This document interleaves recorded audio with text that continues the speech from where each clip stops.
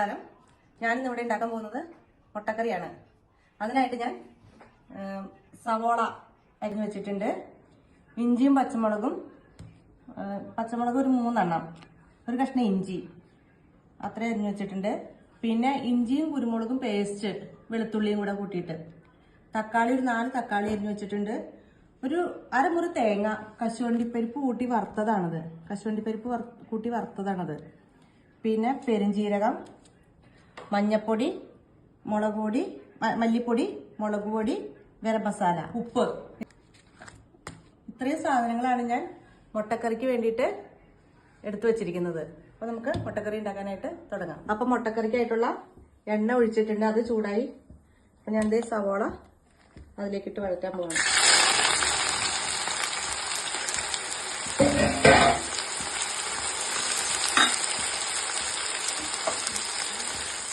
ഇത് പെട്ടെന്ന് വാടി കിട്ടാനായിട്ട് കുറച്ച് ഉപ്പാണ് ഇട്ട് കൊടുക്കണം. മഞ്ഞൾപ്പൊടി, ഇഞ്ചിയും പച്ചമുളകും അരിഞ്ഞു വെച്ചത്, കൂടെ കറിവേപ്പിലയും കൂടി ഇട്ട് കൊടുക്കണം. നേരത്തെ പറയാൻ വിട്ടുപോയി, ഞാൻ മുട്ടക്കറിക്കുള്ള മുട്ട പുഴുങ്ങി വെച്ചിട്ടുണ്ട്. ഒരു 14 മുട്ട പുഴുങ്ങി വെച്ചിട്ടുണ്ട് ഇതിനകത്ത്. അതിനുള്ള സാധനങ്ങളാണ് ഞാനിപ്പോൾ ഇവിടെ ഉണ്ടാക്കിക്കൊണ്ടിരിക്കുന്നത്. ഞാനിതിലേക്ക് 4 തക്കാളിയാണ് അരിഞ്ഞു വെച്ചേക്കണേ. 4 തക്കാളി ഇട്ട് കൊടുക്കണം. ഈ തേങ്ങ ഒന്ന് അരച്ചിട്ട് വരാം കേട്ടോ. ഇട്ട് കൊടുക്കാണ്. അത് നമ്മൾ തേങ്ങ അരയ്ക്കുകയാണെങ്കിലും കുഴപ്പമില്ല. ഞാനിത് ഇഞ്ചിയും കുരുമുളകും വെളുത്തുള്ളിയും കൂടി പേസ്റ്റ് അടിച്ചു വെച്ചിട്ടുണ്ടായിരുന്നു, അത് ഇതിലേക്ക് ഇട്ട് കൊടുക്കാണ്.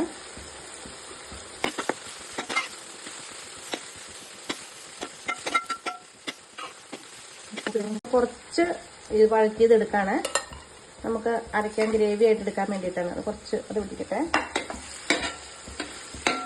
ഏകദേശം വഴറ്റി വന്നിട്ടുണ്ട്. ഇനി ഇതിലേക്ക് മല്ലിപ്പൊടിയാണ് ചേർക്കുന്നത്. 2, 3, 4 സ്പൂൺ മല്ലിപ്പൊടി, 1 സ്പൂൺ കുരുമുളക് പൊടിയും ചേർക്കുന്നുള്ളൂ. കുരുമുളക് പൊടിയൊക്കെ നമ്മൾ ആഡ് ചെയ്തിട്ടുണ്ടല്ലോ, അതുകൊണ്ട്. പെരുംജീരകം, മസാലപ്പൊടി, അത് ഗരം മസാലയുടെ യൂസ് ചെയ്യണേ, അതാണ് അതിലേക്ക് ആഡ് ചെയ്യണേ. കശുവണ്ടിപ്പരിപ്പും തേങ്ങ വറുത്തതും കൂടി അരച്ചു വെച്ച ഇത് ഇതിലേക്ക് ഒഴിച്ചു കൊടുക്കാണ്.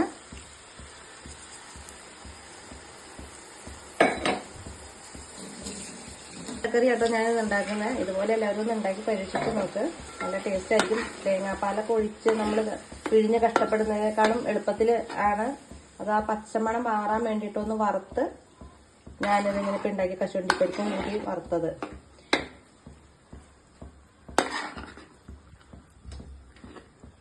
ഇനി ഇത് ഈ അരയ്ക്കാൻ വെച്ചിരുന്ന സവോളയും കൂടി ഒന്ന് ഞാൻ അരച്ചിട്ട് വരട്ടെ. അപ്പോൾ കുറച്ച് നല്ല ഗ്രേവി കട്ടിയിൽ കിട്ടും.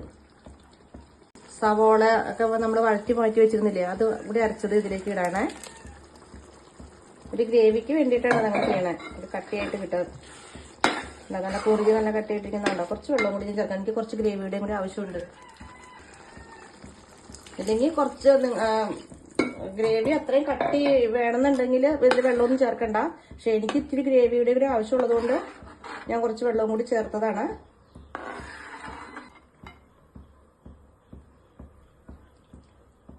കുറച്ച് ഉപ്പ് കൂടി ആവാം.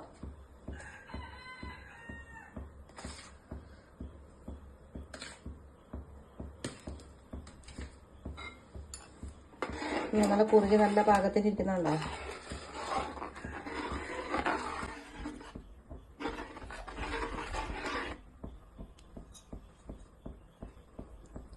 ഉപ്പൊക്കെ പാകത്തിലായിട്ടിട്ട് ഞാൻ തിളച്ച് വന്നിട്ട് നമുക്ക് മല്ലിയിലേക്ക് വാങ്ങാം. ടൊമാറ്റോ സോസും കൂടി ചേർത്തിട്ടുണ്ട് ഇതില്.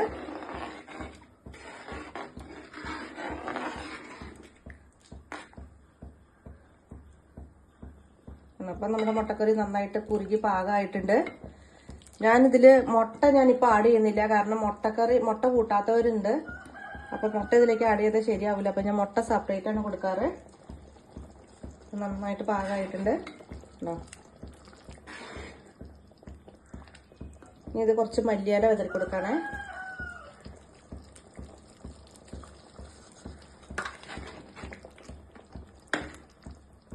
അപ്പം നമ്മുടെ മുട്ടക്കറി റെഡി ആയിട്ടുണ്ട്.